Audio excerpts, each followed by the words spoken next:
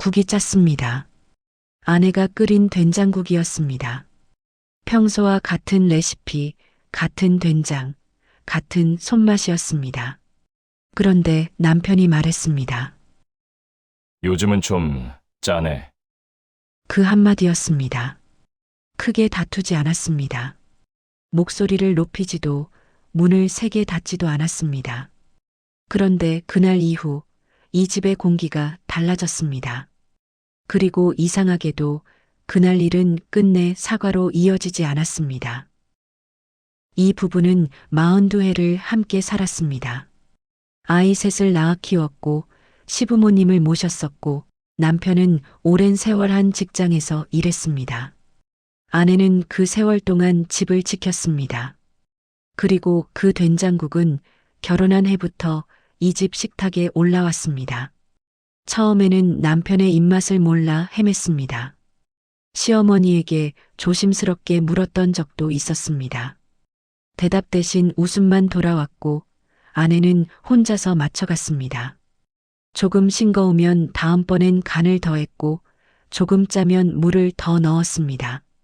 남편은 맛에 대해 크게 말하는 사람이 아니었습니다. 맛있으면 한 그릇을 더 먹었고 보통이면 딱 한 그릇만 먹었습니다. 아내는 그 방식을 읽는 법을 오랜 시간에 걸쳐 배웠습니다. 그렇게 20년쯤 지나자 아내의 된장국은 남편에게 딱 맞는 간이 되었습니다. 그 뒤로는 누구도 국 이야기를 꺼내지 않았습니다. 꺼낼 필요가 없었습니다. 된장국은 이 집에서 가장 조용하고 가장 오래된 약속 같은 것이었습니다. 그런데 그날 남편이 말했습니다. 요즘은 좀 짜네. 아내의 손이 잠시 멈췄습니다. 환절기라 입맛이 예전 같지 않았던 탓이었을지도 모릅니다. 하지만 남편은 그런 이유까지 말하는 사람이 아니었고 아내도 그런 이유까지 물어보는 사이가 아니었습니다. 분명 같은 말인데 같은 톤인데 그날은 어딘가 다른 곳에 내려앉았습니다. 그래. 예전이랑 똑같이 했는데 담담한 말투였습니다. 화가 난 것은 아니었습니다. 적어도 아내 본인은 그렇게 생각했습니다. 남편은 아무 말도 하지 않았습니다. 그저 물을 한 모금 마셨습니다. 그 짧은 침묵이 식탁 위에 오래 남았습니다. 싸움이라고 부르기엔 너무 작았고 대화라고 부르기엔 너무 짧았습니다. 하지만 그날 그 짧은 말과 짧은 침묵이 두 사람 사이에 아주 얇은 선 하나를 그었습니다. 눈에 보이지 않았지만 두 사람 모두 그 선이 거기 있다는 것을 알았습니다. 문제는 그 다음이었습니다. 그 얇은 선을 누가 먼저 지울 것인가. 저녁 식사가 끝나고 아내는 설거지를 시작했습니다. 남편은 거실로 나가 텔레비전을 켰습니다. 접시 부딪히는 소리, 수도꼭지 물소리, 거실의 뉴스 소리. 오래도록 반복된 저녁의 소리들이었습니다. 하지만 그 익숙한 소리들 사이에 하나가 빠져 있었습니다. 말이었습니다. 예전 같으면 아내가 내일 뭐 먹을까요? 혹은 날씨가 추워졌네. 그런 말을 던졌을 것입니다. 별 뜻 없는 말이었지만 그 말들이 부엌과 거실 사이를 이어주고 있었습니다.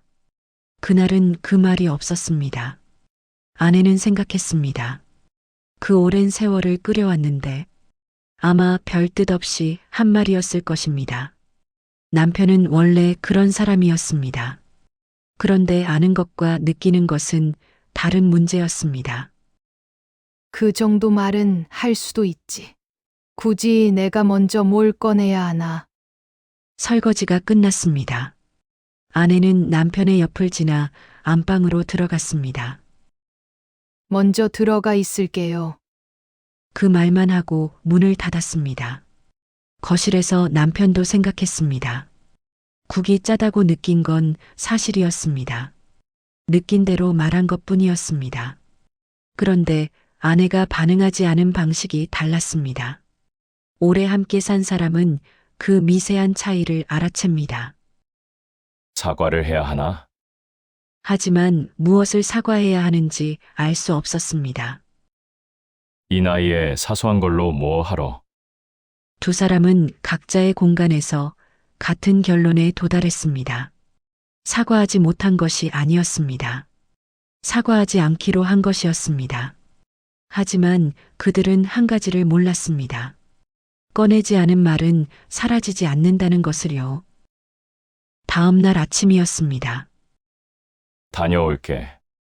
산책을 나가는 남편에게 아내는 고개만 끄덕였습니다. 그래. 그게 전부였습니다. 예전 같으면 오늘은 좀 일찍 들어와요. 운전 조심하고. 그런 말이 따라붙었을 것입니다.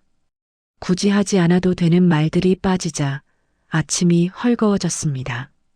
그리고 그 헐거운 아침은 하루로 끝나지 않았습니다. 사흘이 지났습니다. 겉으로는 아무 일도 없었습니다. 밥은 제 시간에 차려졌고 남편은 아침마다 산책을 나갔습니다. 하지만 안에서는 달랐습니다. 김치 좀 줘. 거기 옆에 있어. 대화는 필요한 정보만 오갔고 거실에서 함께 보내는 시간도 짧아졌습니다. 둘 다 같은 생각을 하고 있었습니다. 시간이 지나면 괜찮아지겠지. 예전에는 그랬습니다. 말로 하지 않아도 좋아하는 반찬을 하나 더 만들거나 과일을 사오는 것으로 신호를 보냈습니다. 이번에는 그 신호가 오지 않았습니다. 일주일이 지났습니다. 국이 짜다는 말 한마디. 그것뿐이었는데 풀지 않고 일주일을 보내자 그 말은 원래보다 훨씬 커져 있었습니다. 아내에게 그것은 이제 국이 짜다가 아니었습니다. 오랜 세월 한 번도 인정받지 못한 수고의 상징이 되어 있었습니다. 남편에게 그 침묵은 말을 안 한 것이 아니었습니다. 아내의 마음을 읽을 수 없다는 한계의 증거가 되어 있었습니다. 그리고 그 침묵은 생각보다 오래 머물렀습니다. 2주가 지나자 다른 사람의 눈에도 보이기 시작했습니다. 일요일 큰아들 부부가 점심을 먹으러 왔습니다. 평소보다 반찬이 적었고 남편과 아내가 서로에게 직접 말하는 일이 거의 없었습니다. 아버지, 물 더 드릴까요? 며느리가 물었습니다. 괜찮아. 여기 있어. 남편이 자기 앞에 놓인 물컵을 들었습니다. 평소 같으면 아내가 놓아주었을 물이었습니다. 큰아들은 돌아가면서 느꼈습니다.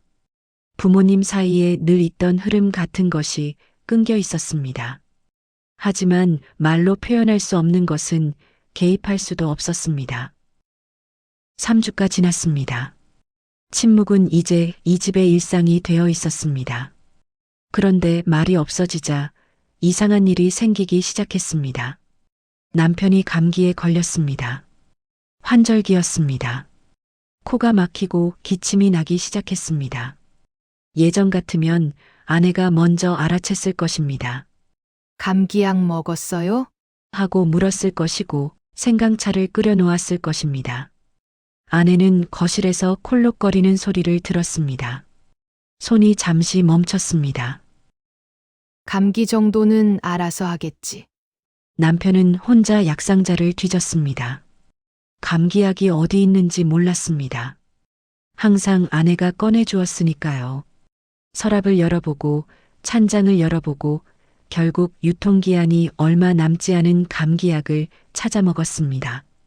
빠진 말은 대화만 빼앗은 것이 아니었습니다. 말과 함께 움직이던 손도 습관도 배려의 동선도 함께 멈추고 있었습니다. 더 무서운 것은 그것이 무섭지 않게 느껴지기 시작했다는 것이었습니다. 남편은 생각했습니다. 이것도 되네. 아내도 생각했습니다. 안 해도 되네. 두 사람은 같은 집에 살면서 서로 없이도 되는 법을 배워가고 있었습니다. 그런데 그 무뎌진 감정 아래에서 뭔가 움직이기 시작한 것은 아무도 몰랐습니다. 한 달이 되었습니다. 아내는 장을 보다가 남편이 좋아하는 꽁치를 보았습니다. 제철이었습니다. 예전 같으면 망설이지 않고 집어넣었을 것입니다. 남편은 꽁치구이를 좋아했고 아내는 가시를 미리 발라놓는 것이 습관이었습니다. 꽁치 앞에서 잠시 서 있었습니다. 그동안은 당연한 일이었습니다. 남편이 좋아하는 것을 사고 먹기 편하게 준비하는 것. 사랑이라기보다 삶이었습니다. 하지만 지금은 그 당연함이 질문이 되어 있었습니다. 내가 왜 결국 꽁치를 사지 않았습니다. 대신 고등어를 샀습니다. 자기가 좋아하는 생선이었습니다. 저녁이 차려졌습니다. 남편은 식탁을 보고 아무 말하지 않았습니다. 식사가 끝나고 남편이 말했습니다. 잘 먹었어. 이 침묵의 나날 동안 남편이 먼저 그런 말을 꺼낸 것은 처음이었습니다. 아내의 입이 열리려 했습니다. 하지만 남편은 이미 거실로 가고 있었습니다. 빈 국그릇을 보았습니다. 한 방울도 남기지 않았습니다. 그것이 의미하는 바를 아내는 알았습니다. 하지만 이미 너무 오래 침묵한 뒤였습니다. 그런데 그로부터 며칠 뒤 예상하지 못한 일이 일어났습니다. 한 달 반이 지난 어느 날이었습니다. 아내가 장을 보고 돌아왔는데 부엌에서 소리가 났습니다. 남편이 부엌에 있었습니다. 결혼 생활 내내 부엌은 아내의 영역이었습니다. 남편이 부엌에서 하는 일이라곤 물을 마시러 오는 정도였습니다. 그런데 싱크대 앞에서 컵을 씻고 있었습니다. 인스턴트 커피를 마시고 그 잔을 직접 씻고 있었습니다. 예전 같으면 싱크대에 올려놓고 갔을 것입니다. 늘 그래왔으니까요. 남편은 씻은 컵을 건조대에 올려놓고 부엌을 나갔습니다. 아내는 그 컵을 보았습니다. 깨끗했지만 뒤집혀 있지 않았습니다. 물이 빠지려면 뒤집어야 하는데 남편은 몰랐습니다. 오래 살았지만 한 번도 해보지 않았으니까요. 아내는 그 컵을 집어 뒤집어 놓았습니다. 평생 하지 않던 사람이 하기 시작했다는 것. 그것은 무언가가 변했다는 뜻이었습니다. 그날 저녁이었습니다. 남편은 먼저 식탁에 앉아 있었습니다. 아내가 국을 데우고 있었습니다. 잠시 뒤 남편이 자리에서 일어났습니다. 아내는 고개를 돌렸습니다. 남편이 아내의 자리에 물컵을 가져다 놓고 있었습니다. 예전에는 아내가 늘 먼저 하던 일이었습니다. 남편의 자리에 물을 따라 놓고 자기 자리에는 나중에 앉으면서 가져오는 것이 습관이었습니다. 남편은 늘 그것을 받기만 했습니다. 오늘은 남편이 아내의 자리에 물을 놓았습니다. 그리고 아무 말 없이 자기 자리로 돌아갔습니다. 아내는 그것을 보았습니다. 고마워요. 라는 말도 그날은 미안했어요. 도 없었습니다. 자리에 앉았습니다. 물을 한 모금 마셨습니다. 차가웠습니다. 냉장고에서 바로 따른 물이었습니다. 아내는 평소에 상온의 물을 마셨습니다. 남편은 그것을 몰랐습니다. 하지만 그 차가운 물을 그대로 마셨습니다. 식사가 끝나고 남편이 말했습니다. 잘 먹었어. 아내는 이번에는 놓치지 않았습니다. 그래요. 한 달 반 만에 남편의 말에 아내가 대답한 첫 번째 저녁이었습니다. 아내는 빈 그릇들을 바라보았습니다. 남편의 자리에는 물컵이 없었습니다. 자기 몫은 챙기지 않고 아내의 몫만 가져다 놓은 것이었습니다. 아내는 싱크대에서 컵을 꺼냈습니다. 물을 따랐습니다. 거실로 가져갔습니다. 여기요. 그 한마디만 하고 돌아섰습니다.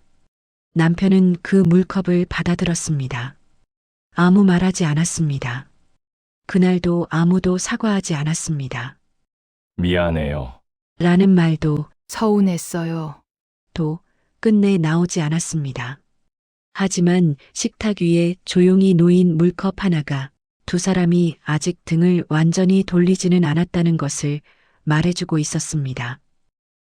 그날 밤 아내는 안방에 누워 천장을 보았습니다. 옆에서 남편의 숨소리가 들렸습니다. 내일 아침에도 국을 끓여야 합니다. 모레도 그 다음 날도 무슨 국을 끓이든 그 국은 두 사람의 식탁에 놓일 것입니다.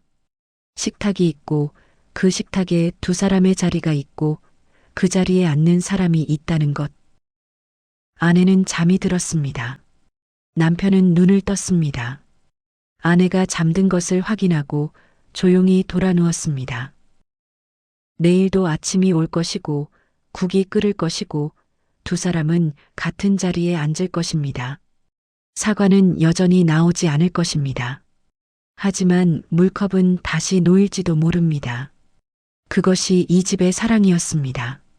말하지 못하는, 하지만 사라지지 않는, 이름도 없고 모양도 없지만 물컵 하나에 고여있는 그런 것. 여러분의 식탁에도 혹시 누군가 조용히 놓아둔 것이 있지는 않으신지요? 오늘 이야기를 여기까지 함께 들어주셔서 고맙습니다. 이야기가 마음에 남으셨다면 다음 이야기에서도 조용히 함께 해주세요. 오늘도 따뜻한 저녁 보내십시오.